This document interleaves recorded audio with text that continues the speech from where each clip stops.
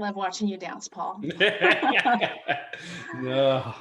Hello, everyone. I'm Kelly Schockler, and I want to welcome all of you to our third episode of the newest project management webcast, My Project Hell, where for the next 20 minutes, Paul and I are going to do our best not to torture you, but instead, what we want to do is cut through that corporate lingo and talk about real solutions for real project problems. And I'm Paul Thompson, and like all good things, right? This webcast has a beginning, a middle, and an end. In the beginning, we'd like to take a little time. We're going to share with you guys some ideas, our thoughts, hacks, what we call a hot topic. It's designed to help you manage through the things that we've all struggled through one time or another. In the middle, we're going to have a project manager join us with a real project problem and see if Coach's Corner can help them solve their problem. Now, in the end, if we have some time, we're going to respond to some of your questions. So if you want to put anything in the Q&A section for Kelly and I to see if we can get to at the end, that would be great.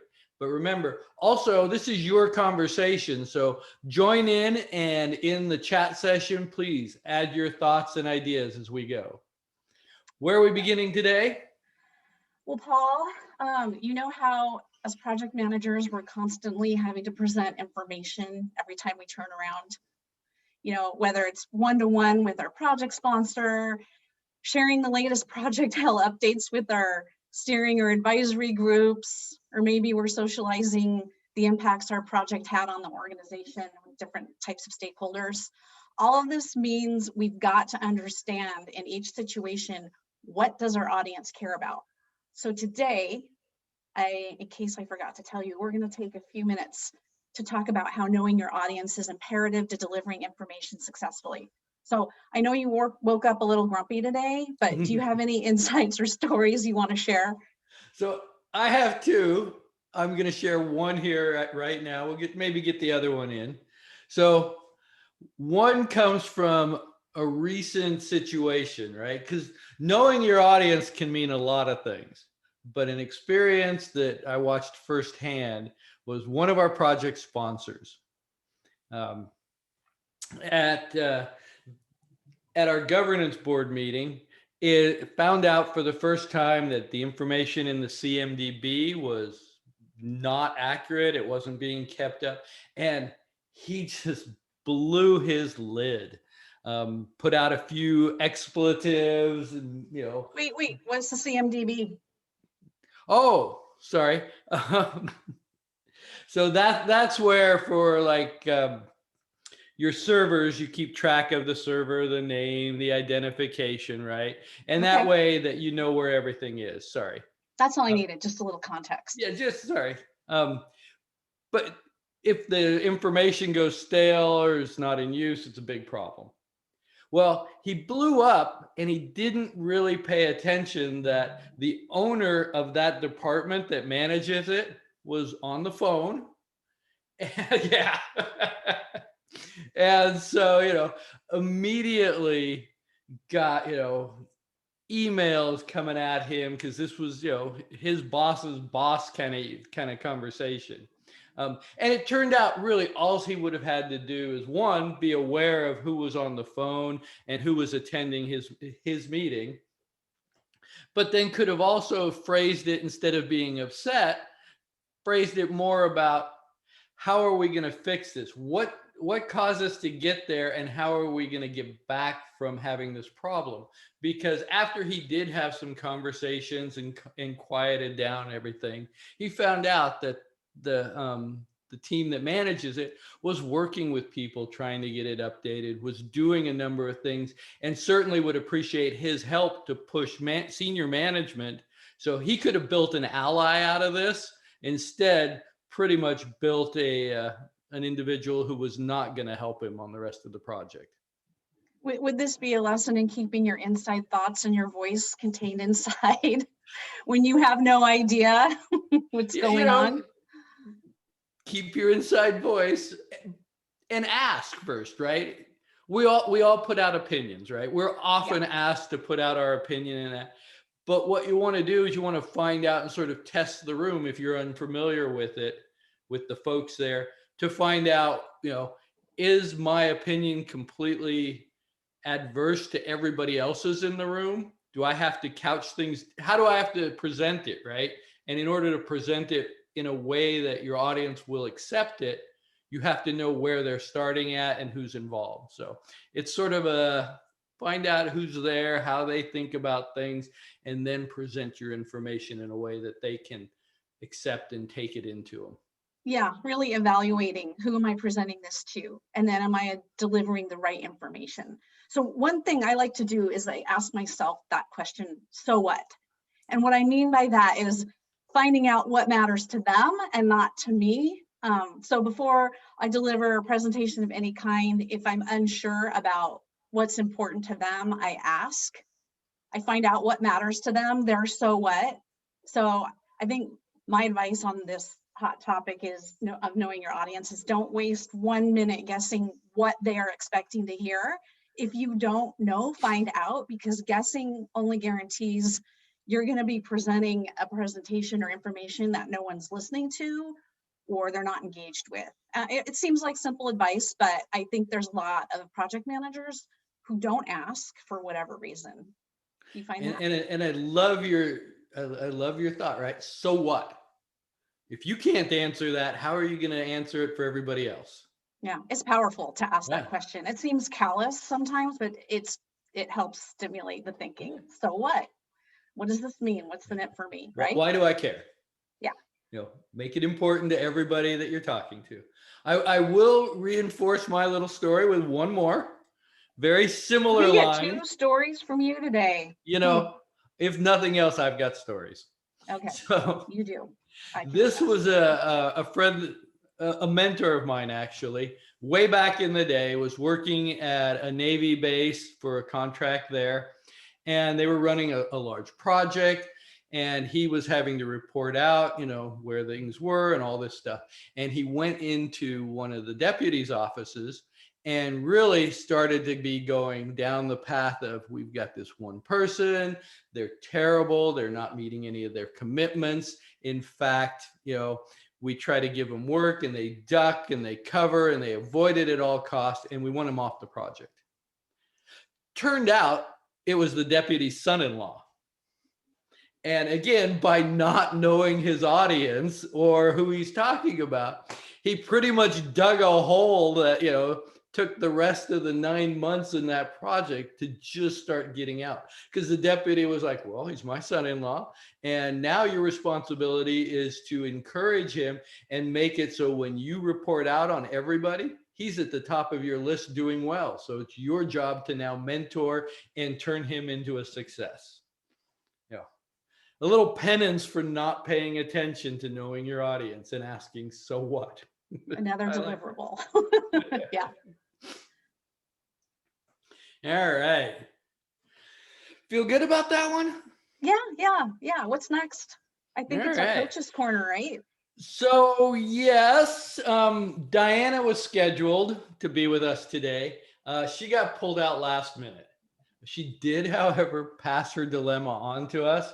So we're just going to pretend she's here. She's the other little black dot there. So we'll go. Because Diana's issue, she says, is I'm a full-time employee. She's a project manager in a large healthcare system doing an implementation of a new provider payment system. The project's a large scale with about 1,000 end users who will need training on it. Training is in scope for the project, but she sort of found out last minute that the sponsor's assuming she's going to be creating the schedule and the training and then delivering that training, right? She says she's never done training before. She's unsure if she should be doing it. She doesn't want to let her sponsor down because, there aren't a lot of extra resources running around. Everybody's doing more with less these days. And, she wants to be there to help out, but her plate's already full. She doesn't really have the time to get her current job done with all the work of this implementation. And it's not something she has a great deal of background in. So she's not sure what to do. Does she push back? Does she somehow figure out how to get it done? What can we suggest? So, Paul, did she mention where she was at in the project? She's just starting? Is she in the 11th hour? So she seems to be in good shape. She's sort of in the middle of her project, right? And Okay. implementations, this can be kind of that little lull in the middle when a lot of people are doing all the integration work. And what about budget? Any details there, like contingency? She didn't give us a lot of budget information. She said there is a little bit of budget. I don't know what that means, but it is a large project with a large implementation. So she does have a little bit of budget available, she says. All right, so I'll go first if you don't mind. Absolutely. A little bit of a project manager's nightmare, right? Because you're getting this huge implementation, we're getting the end users to adopt and use the tool correctly is dependent on getting them trained at the right time. And I'm going to assume the last thing Diana wants to do is some mediocre attempt to check the training box and end up with disgruntled and poorly trained end users and customers, right? So the customers interfacing with poorly trained end users, never a good thing. And this could be damaging to her relationship with her sponsors. It could strike a blow to her project manager reputation internally. So do you agree with all that? It's a tough spot to be in, yes. So I think for her, getting really clear, concise, and pointed about the impacts of not doing this training right needs to be her biggest focus. And right now, there's no time to waste, right? And I know sometimes as project managers, it's not easy to advocate and push for what we know is the right course of action. And I think being good at this is a differentiator in our project success when we're able to be clear, concise, and pointed. So you kind of bring up a good point that, what's the cost of her doing it, right? Is another way of putting it. What is going to be missing? What is the cost? Because she doesn't have the skill, she doesn't have the time. So training is going to be, less effective. What we're talking about in my mind is one of the key success factors in a large project like this. And it's the organizational change component, right? Because so often everybody's focused on the implementation, if we get this done, everybody somehow will figure out how to use it. And it's just magic. All the things the vendor told us about their new product is just going to happen. But it takes a lot to get your whole organization behind that, engaged in the new activities, right? Nobody likes change but a wet baby. That's the old saying. Not sure what the new saying is. Thanks for sharing that. All right.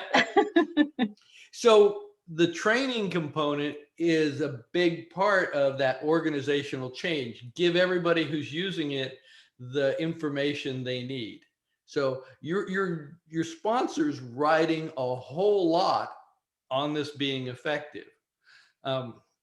Some of the things to check into that I know we've done before in the past is check the contract, right? She's got a big project. She's got vendors involved in putting this together. Where in there did the vendor sign up for or put in training? Because it's in their best interest that this be successful. Definitely. Too, right?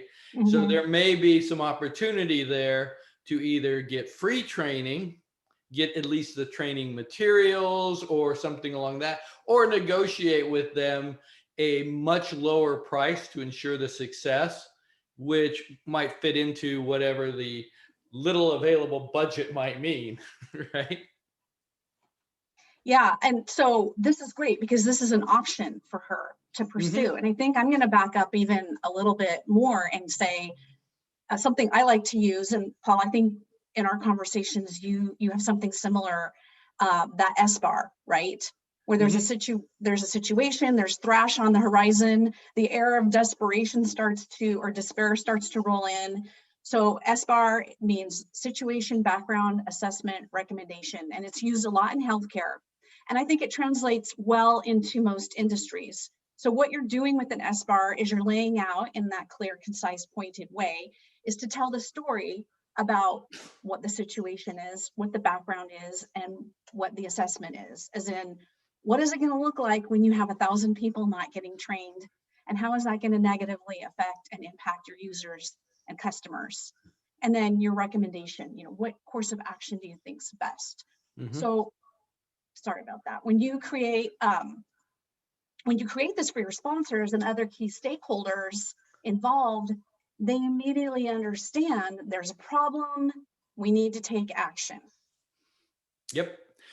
We call them one pagers, right? So the other key thing is you're right on target. This is a conversation that's a hard conversation that needs to happen.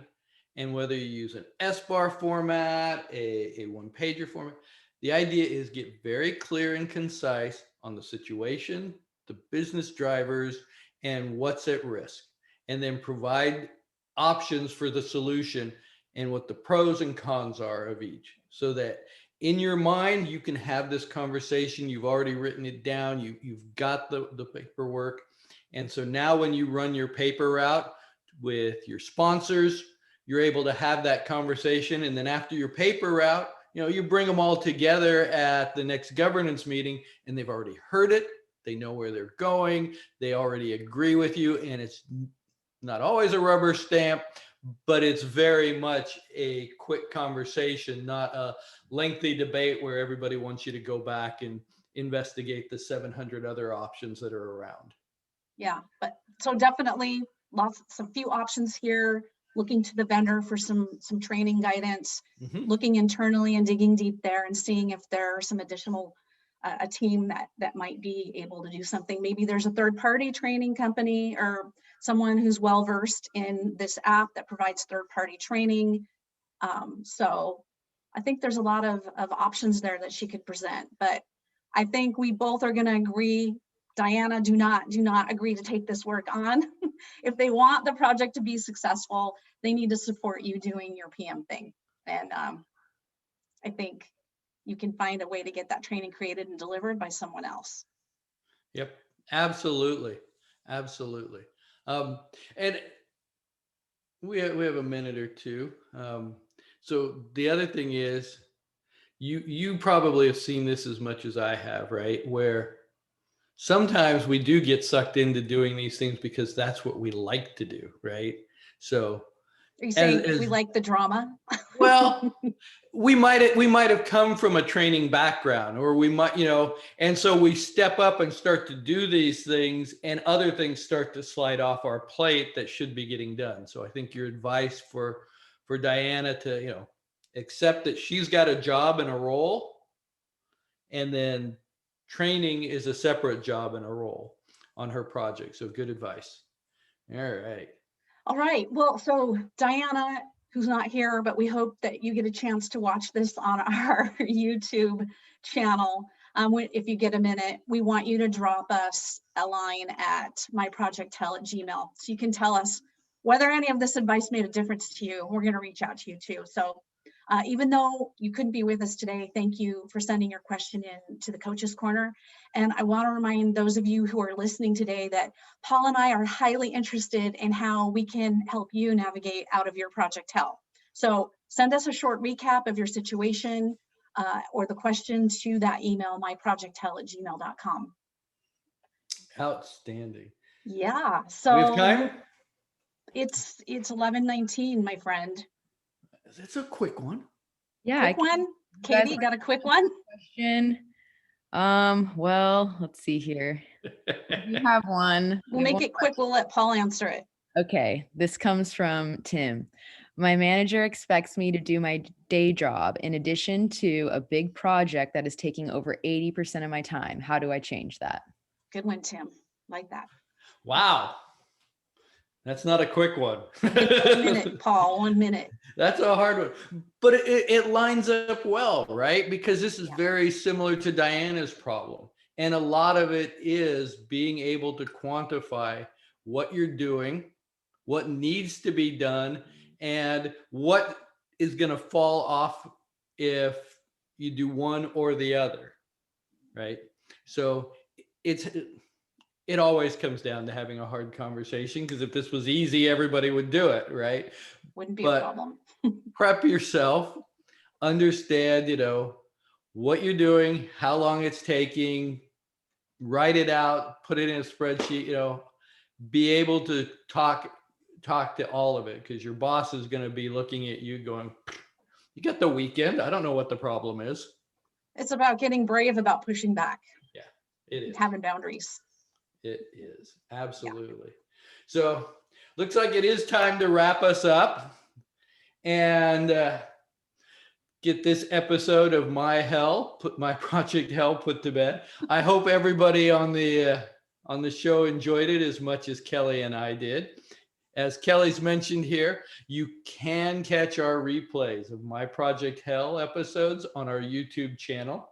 You can also check out our website for more information. And please hit Kelly and I up if you are looking for a quick 30-minute phone call for some free consultation on any problem you are having.